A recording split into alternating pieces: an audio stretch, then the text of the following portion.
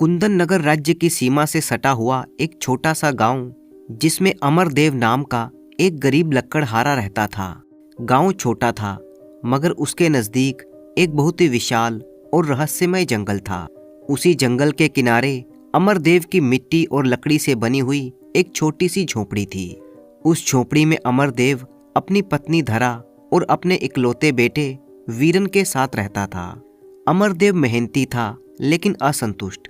वो रोज जंगल में जाता, पेड़ काटता, लकड़ियां बाजार में बेचता और दिन ढलते ढलते थका हारा वापस लौट आता। परंतु उसके मन की आग कभी शांत नहीं होती थी। उसे लगता था मेरी मेहनत का कोई मोल नहीं है, ये जीवन मेरे लिए बना ही नहीं। वो हर रात अपने भाग्य को कोसते हुए सोता और हर सुबह उसी गुस्से के साथ उठता। एक सुबह जब अमरदेव कुल्हाड़ी उठाकर जंगल की तरफ जाने ही वाला था कि तभी उसकी पत्नी धरा ने धीरे से कहा, आज फिर इतनी बेचैनी क्यों है? कभी तो मुस्कुराकर अपने काम पर जाया करो। अमरदेव रुक गया। उसकी आंखों में झुंझुलाहट साफ दिखाई दे रही थी। वो कठोर स्वर में बोला, मैं लक्कड़हारा हूँ, कोई सेठ नहीं।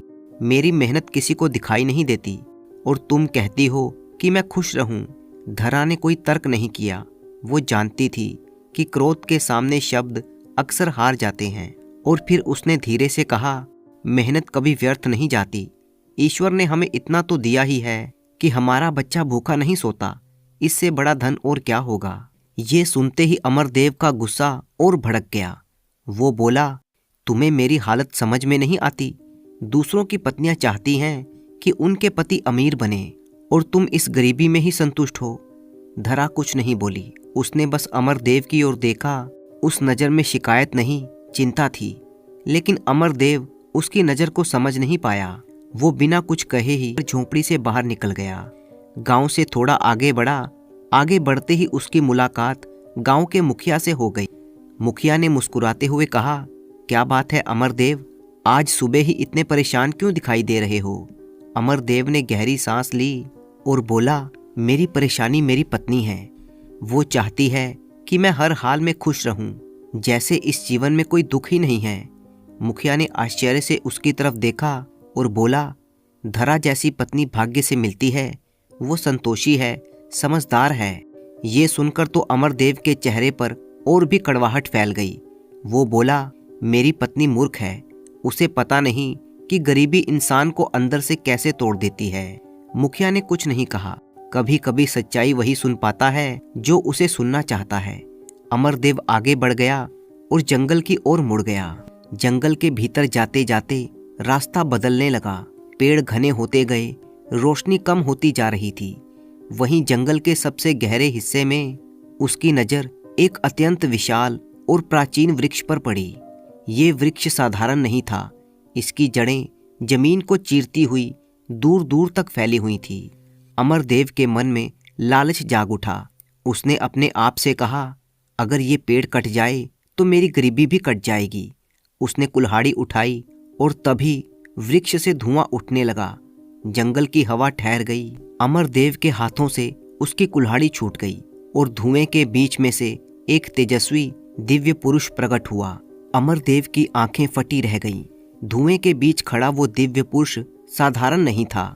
उसका तेज इतना प्रखर था कि जंगल की घनी छाया भी उसके सामने फीकी पड़ गई। उसके केश जटाओं में बंधे हुए थे। शरीर पर वन लताओं का आवरण था और आंखें ऐसे चमक रही थी जैसे सदियों का ज्ञान समेटे हो। उसने कहा, रुको मानव, इस वृक्ष पर कुल्हाड़ी चलाने का अधिकार तुम्हें नहीं है। अमरदेव का शरीर कांप रहा था, परंतु मन में बैठा हुआ क्रोध और लालच भय से बड़ा था। अमरदेव ने कांपते हुए स्वर में कहा, तुम कौन हो और इस जंगल में मुझे रोकने वाले तुम कौन होते हो?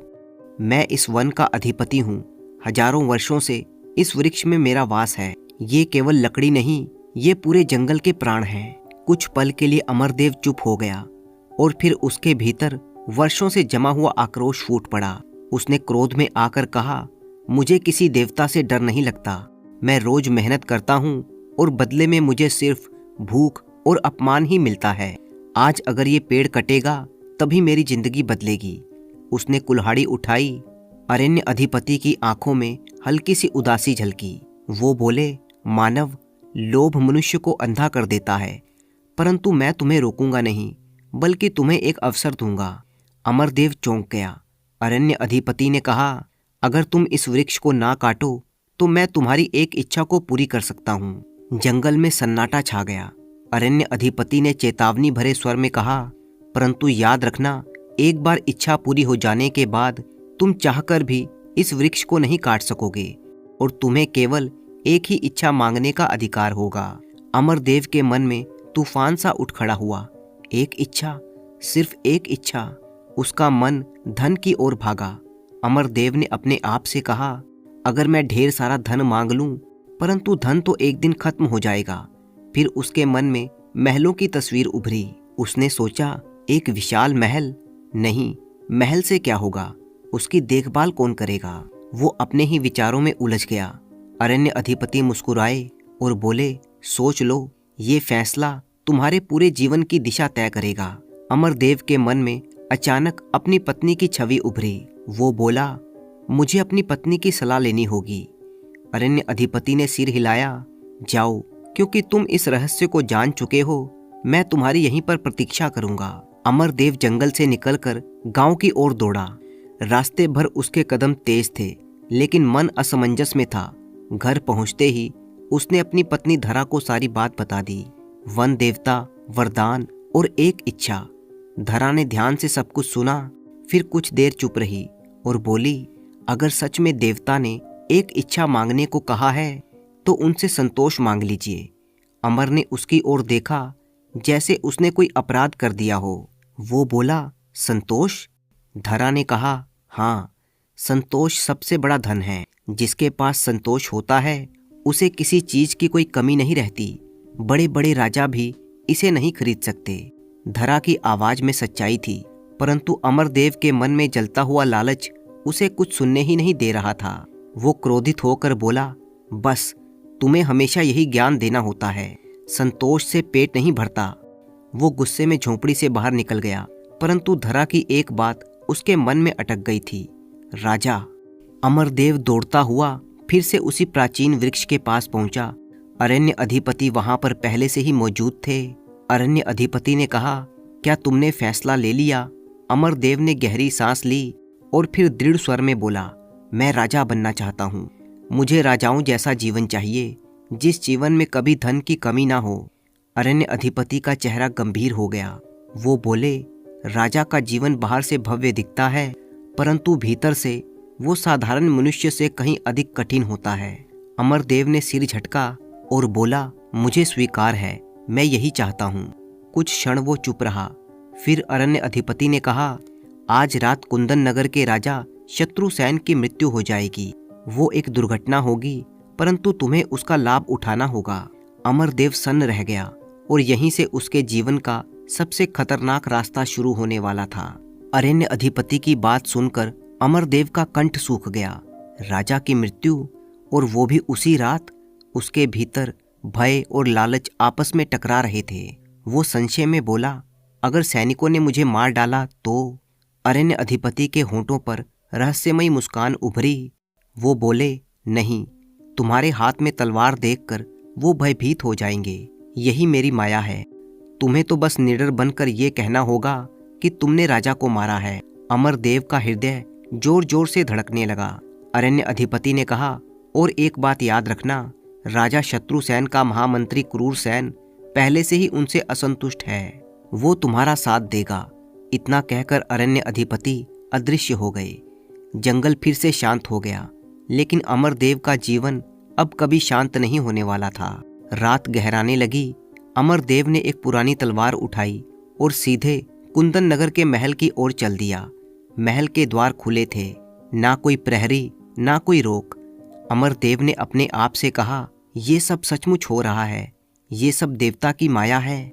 वो बिना किसी रुकावट के महल के अंदर प्रवेश कर गया। महल की भव्य दीवारें, ऊंचे स्तंभ और दीपों की रोशनी, उसकी आंखें चकाचौंध हो गई। वो सीधा उस जगह पर जा पहुंचा जहां छत के ठीक नीचे खुला प्रांगण था, और तभी छत के ऊपर टहलते हुए राजा शत्रुसेन दिखाई दिए। राजा गहरी चिंता में डूबे हुए थे। उनके चेहरे पर थकान और चिंता साफ झलक रही थी। अचानक राजा का पैर फिसला।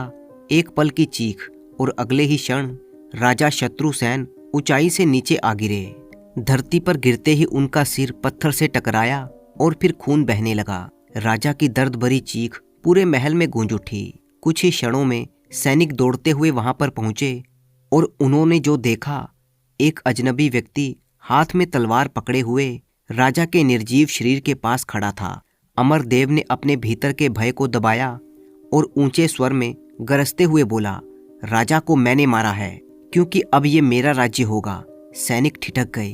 उसके चेहरे पर भय नहीं था, उसकी आंखों में कोई संकोच नहीं था और यही बात सैनिकों को डरा गई। उसी समय वहां पर पहुंचा महामंत्री क्रूरसेन। उसने राजा के शरीर की ओर देखा और फिर अमरदेव की ओर देखा। उसकी आंखों में क्षण भर के लिए संतोष चमक उठा। क्रूरसेन कठोर स्वर में बोला, तो तुमने राजा शत्रुसेन की हत्या की है? अमरदेव ने कहा, हाँ, और अब मैं इस राज्य का राजा बनूंगा। महामंत्री क्रूरसेन कुछ देर तक सोचता रहा और फिर उसने सैनिकों की ओर मुड़कर कहा, हमारे राज्य की यही परंपरा है, जो शक्तिशाली होता है वही शासन करता है। राजा अब नहीं रहे और ये व्यक्ति निर्भय है। महल में सन्नाटा छा गया। क्रूरसेन ने कहा, आज से यही व्यक्ति कुंदन नगर का नया राजा होगा। अमरदेव का सीना गर्व से चौड़ा हो गया। वो धीरे धीरे आगे बढ़ा और सिंहासन की ओर चला गया। उसके मन में एक विचार गूंज रहा था, मैं अब राजा हूं। और फिर उसे राजसी वस्त्र पहना दिए गए। कुछ ही देर में नए राजा अमरदेव ने आदेश दिया, राजा शत्रुसेन की पत्नी रानी सौम्या और उनके 5 वर्ष के पुत्र आर्यव्रत को दरबार में लाया जाए। रानी की आंखों में आंसू थे। बालक आर्यव्रत भय से मां से लिपटा हुआ था। नए राजा अमरदेव ने कठोर स्वर में कहा, मैं तुम्हें अभी मरवा सकता हूं, लेकिन मैं दया दिखा रहा हूं। रानी कांप उठी। अमरदेव ने कहा, तुम अपने पुत्र को लेकर इसी समय राज्य को छोड़ दो। अगर कभी लौटने की कोशिश की तो अंजाम वही होगा जो तुम्हारे पति का हुआ। रानी सौम्या कुछ न कह सकी। वो अपने पुत्र का हाथ थामे हुए आंसुओं के साथ महल से बाहर निकल गई, अंधेरी रात में जंगल की ओर। उधर महल के भीतर अमरदेव ने आदेश दिया, मेरी पत्नी धरा और मेरा पुत्र वीरन, उन्हें तुरंत महल में लाया जाए। जब धरा ने अपने पति को सिंहासन पर बैठे हुए देखा तो वो स्तब्ध रह गई। धरा बोली, ये सब कैसे संभव हुआ? अमरदेव ने गर्व से कहा, ये सब अरण्य अधिपति का वरदान है। अब ये राज्य हमारा है। धरा की आंखों में भय और चिंता दोनों थे। दूसरी तरफ अंधेरी रात में घने जंगल के बीच भटकती हुई रानी सौम्या अपने छोटे से पुत्र आर्यव्रत का हाथ थामे हुए आगे बढ़ती जा रही थी। महल की रोशनी पीछे छूट चुकी थी। अब आगे केवल अनजान रास्ते थे। आर्यव्रत बार बार रुक जाता। वो डरते हुए कहता, माँ, हमें घर कब मिलेगा? रानी सौम्या की आंखों से आंसू छलक पड़े, परंतु उसने अपने आप को संभाला और कांपते हुए स्वर में बोली, बेटा, जब तक माँ तुम्हारे साथ है वहीं हमारा घर है। भूख, प्यास और थकान ने दोनों को तोड़ दिया था। रात गहराती जा रही थी। तभी दूर से एक मंद सी रोशनी दिखाई दी। एक छोटी सी कुटिया। रानी सौम्या ने आशा की आखिरी डोर थामते हुए कुटिया के भीतर कदम रखा। अंदर एक वृद्ध तपस्वी ध्यान की मुद्रा में बैठे हुए थे। उनके चेहरे पर एक अलौकिक शांति थी। रानी ने हाथ जोड़कर कहा, मुनिवर, मैं और मेरा पुत्र संकट में हैं। कृपया करके हमें आश्रय दीजिए। तपस्वी ने धीरे से आंखें खोली। उनकी दृष्टि सीधे रानी के चेहरे पर गई। ये महर्षि कालगिरी थे। उन्होंने शांत स्वर में कहा, रानी सौम्या और ये बालक राजकुमार आर्यव्रत। रानी चौंक गई। वो बोली, आप हमें जानते हैं? महर्षि ने सिर हिलाया और बोले, समय की हर रेखा मेरी दृष्टि में है। ये सुनते ही रानी सौम्या फूट फूट कर रो पड़ी। उसने महर्षि को अपनी पूरी दुखभरी कहानी सुना दी। महर्षि कालगिरी ने आंखें बंद कर ली। क्षण भर में उनके सामने अमरदेव, अरण्य अधिपति, महल और सिंहासन सब कुछ स्पष्ट था। कुछ देर के बाद महर्षि ने कहा, रानी, तुम्हारा कष्ट अस्थायी है। न्याय का समय अभी शेष है। उन्होंने अपनी कुटिया की ओर संकेत किया और बोले, अब ये आश्रम ही आज से तुम्हारा घर है, परंतु एक रहस्य है जो अभी प्रकट नहीं किया जा सकता। रानी सौम्या ने सिर झुका दिया। समय धीरे धीरे बीतने लगा। जंगल ने आर्यव्रत को कठोर बनाया, भूख ने उसे सहनशीलता और महर्षि कालगिरी ने उसे विद्या दी। वेद, शास्त्र, नीति और साथ ही साथ तलवार चलाना, तीरंदाजी, घुड़सवारी। बालक आर्यव्रत अब बड़ा हो चुका था। वो राजकुमार नहीं था, परंतु एक योद्धा बन चुका था। उधर महल में अमरदेव अब राजा था और उसका पुत्र वीरन राजकुमार। महल के ऐशो आराम ने वीरन को बिगाड़ दिया था। प्रजा की जमीनें छीनी जाने लगीं, अन्याय बढ़ता गया। एक दिन धरा ने अपने पुत्र को डांटते हुए कहा, राजकुमार का अर्थ अत्याचारी नहीं होता वीरन। वीरन हंस पड़ा। वो बोला, माँ, ये हमारा राज्य है, हम जो चाहेंगे वो करेंगे। इसी बीच अमरदेव वहां पर आ पहुंचा। अमरदेव ने कठोर स्वर में कहा, राजाओं के पुत्र ऐसे ही होते हैं। ये सुनकर धरा का हृदय टूट गया और फिर धीरे धीरे 15 वर्ष बीत गए। जंगल में आर्यव्रत अब युवा हो चुका था और महल में वीरन अहंकार में डूब चुका था। इसी बीच रानी सौम्या बीमार पड़ गई। एक रात उन्होंने अपने पुत्र का हाथ थामा और बड़े ही कमजोर स्वर में बोली, बेटा, महर्षि से उस रहस्य के बारे में अवश्य पूछना। और फिर उसकी आंखें सदा के लिए बंद हो गईं। आर्यव्रत टूट चुका था। रात का सन्नाटा अभी पूरी तरह से टूटा नहीं था। आश्रम में अग्नि की लौ धीमे धीमे जल रही थी। आर्यव्रत अपनी माँ की चिता की राख को निहार रहा था। आंखें सूनी थी, परंतु भीतर ज्वाला धधक रही थी। वो चुपचाप महर्षि कालगिरी के पास पहुंचा। आर्यव्रत ने दृढ़ स्वर में कहा, गुरुदेव, माँ की अंतिम इच्छा थी कि मैं वो रहस्य जानूं। अब आप मुझसे सत्य मत छिपाइए।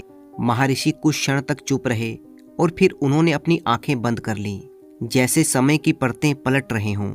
महर्षि कालगिरी गंभीर स्वर में बोले, सुनो आर्यव्रत, तुम्हारे पिता की मृत्यु हत्या नहीं थी, वो एक दुर्घटना थी।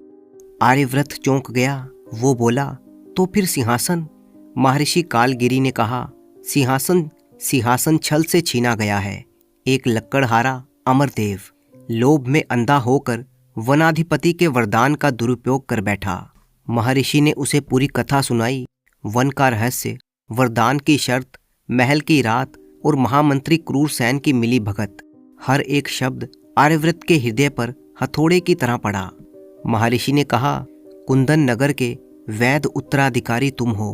अब समय आ गया है न्याय के लिए खड़े होने का। आर्यव्रत ने तलवार उठाई। उसकी आंखों में आंसू नहीं थे, केवल संकल्प था। उसने कहा, गुरुदेव, मैं युद्ध नहीं चाहता, परंतु अन्याय सहना भी अपराध है। महर्षि ने उसे आशीर्वाद दिया, जाओ बेटा, सत्य तुम्हारा कवच है, धैर्य तुम्हारी ढाल है। उधर महल में अमरदेव का सिंहासन डगमगा रहा था। प्रजा की शिकायतें बढ़ चुकी थी। वीरन का अत्याचार सीमा लांघ चुका था। धरा की चेतावनियां हवा में खो जाती थीं। उसने अपने पति को समझाते हुए कहा, सत्ता से पहले न्याय आता है। अमरदेव उसकी बातों को अनसुना कर देता था, परंतु उसकी रातों की नींद अब उड़ चुकी थी। इधर भोर होते ही आश्रम से एक योद्धा निकला, जिसका नाम था आर्यव्रत। कंधे पर धनुष, हाथ में तलवार और मन में एक ही लक्ष्य, अपना राज्य वापस लेना। सुबह का सूरज कुंदन नगर के ऊपर चढ़ चुका था। राजमहल के दरबार में चहल पहल थी, परंतु वातावरण में अनजानी सी बेचैनी घुली हुई थी कि तभी अचानक दरबार के विशाल द्वार खुले। भारी कदमों की गूंज के साथ एक युवा योद्धा भीतर आया। कंधे पर धनुष, कमर में तलवार और आंखों में ऐसा आत्मविश्वास जो केवल सत्य से ही जन्म लेता है। दरबार सन्न रह गया। अमरदेव ने कठोर स्वर में कहा, कौन हो तुम और हथियारों के साथ राज दरबार में आने का तुम्हारा साहस कैसे हुआ? आर्यव्रत ने बिना झुके गरजते हुए कहा, मैं राजा शत्रुसेन का पुत्र आर्यव्रत हूँ और आज अपना छीना हुआ राज्य वापस लेने के लिए आया हूँ। दरबार में फुसफुसाहट सी फैल गई। अमरदेव के चेहरे का रंग उड़ गया। अमरदेव बोला, ये झूठ है, ये कोई षड्यंत्र है। आर्यव्रत ने एक कदम आगे बढ़ाया और बोला, झूठ तुम्हारा सिंहासन है और षड्यंत्र तुम्हारा राज। तभी राजगुरु आगे आए और कहने लगे, यदि ये राजकुमार है तो परंपरा के अनुसार इसे युद्ध का अधिकार है। अमरदेव हिचकिचाया। तभी उसका पुत्र वीरन आगे बढ़ा। उसकी आंखों में अहंकार था। वो बोला, अगर राज्य चाहिए तो पहले मुझे हराओ। आर्यव्रत ने सिर हिलाया। दरबार के प्रांगण में द्वंद्व युद्ध शुरू हो गया। वीरन ने अपनी पूरी शक्ति से वार किया, परंतु उसकी तलवार भारी थी और मन में अहंकार भरा हुआ था। आर्यव्रत का वार संयमित था, प्रशिक्षण और धैर्य से भरा हुआ। उसका पहला ही वार सटीक था। वीरन की तलवार टूट गई। दूसरे वार में वीरन भूमि पर गिर पड़ा। वो घायल हो चुका था, परंतु जीवित था। आर्यव्रत ने गंभीर स्वर में कहा, यह सत्ता का युद्ध था, हत्या का नहीं। अब सारी आंखें अमरदेव पर टिक गईं। आर्यव्रत ने कहा, अब तुम्हारी बारी है अमरदेव। या तो मुझसे युद्ध करो या फिर सिंहासन छोड़ दो। इस राज्य का यही नियम है, शक्तिशाली ही शासन करता है। अमरदेव जान गया कि वो हार चुका है। उसके हाथ कांपने लगे। उसने टूटे स्वर में कहा, मैं युद्ध नहीं कर सकता। आर्यव्रत ने आगे बढ़कर उसे सिंहासन से नीचे उतार दिया। वो बोला, तुम्हारी सजा मृत्यु नहीं, वनवास है। तभी उसने सैनिकों को आदेश दिया, महामंत्री क्रूरसेन को बंदी बना लिया जाए। आज से वो आजीवन कारावास में रहेगा। ये सुनकर महामंत्री क्रूरसेन स्तब्ध रह गया। उसके पांव लड़खड़ा गए। राजा के आदेश का पालन किया गया और महामंत्री को कारागार में डाल दिया गया। अमरदेव और उसकी पत्नी धरा और उसके घायल पुत्र वीरन को नगर से बाहर जंगल में छोड़ दिया गया। वही जंगल जहां से उसके पतन की शुरुआत हुई थी। वो एक पेड़ के नीचे बैठकर फूट फूट कर रो रहा था। अपने आप से कह रहा था, मैंने सब कुछ पा लिया था और फिर सब कुछ खो दिया। तभी हवा बदली। धुएं के बीच से अरण्य अधिपति प्रकट हुए। वो गंभीर स्वर में बोले, मैंने तुम्हें चेतावनी दी थी, राजा बनना सरल है, राजा बने रहना कठिन है। अमरदेव ने सिर झुका लिया। अरण्य अधिपति ने कहा, लोभ का यही अंत होता है, और वे अदृश्य हो गए। कुंदन नगर को उसका सच्चा राजा मिल चुका था। आर्यव्रत ने गद्दी संभाली, न्याय, करुणा और धर्म के साथ। जबकि अमरदेव अब जंगल में एक साधारण लकड़हारा था। वो फिर से अपना साधारण जीवन जीने लगा, परंतु अब उसके पास था पछतावे का बोझ और जीवन का सबसे बड़ा सबक। ये कहानी हमें यही संदेश देती है कि जो संतोष को ठुकराकर सत्ता को चुनता है, वो अंत में दोनों को ही खो देता है।